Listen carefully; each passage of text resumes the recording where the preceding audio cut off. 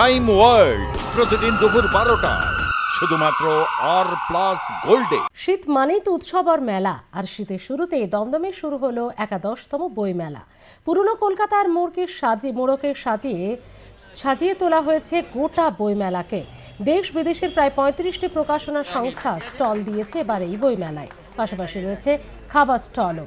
31শে December পর্যন্ত চলবে দমদমের এই বই মেলা। দমদমে এই বই মেলার উদ্বোধন করেছেন শিক্ষামন্ত্রী ব্রাত্য বসু, সাহিত্যিক প্রচেত গুপ্ত সহ আরও অনেক বিশিষ্টরা। কমিটির তরফে সাহিত্য সম্মান দেওয়া হয়েছে। এবার সাহিত্য সম্মান পেয়েছেন সাহিত্যিক সন্মাত্র নন্দ, আর তার হাতে সম্মান তুলে দিয়েছেন সাহিত্যিক অমর মিত্র। বইমেলায় গিয়ে গ্রেফতার হওয়া চাকরি প্রার্থীদের নিয়ে মুখ খুললেন শিক্ষামন্ত্রী। আমি জানি না, আমার মনে হয় যে আন্দোলন করা গণতান্ত্রিক অধিকার আছে, পুলিশের প্রতিরোধ করার অধিকার আছে। আন্দোলন হয়েছে বাম আমলে, আর পুলিশ অ্যারেস্ট করেনি। এখানে অ্যারেস্ট করে ছেড়ে দেওয়া হয়েছে, জামিন দেওয়া হয়েছে।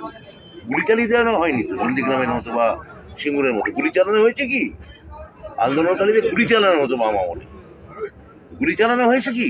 উত্তর হচ্ছে না, হয়নি। তা অ্যারেস্ট কি বাম আমলে হয়নি? দিল্লিতে হচ্ছে না?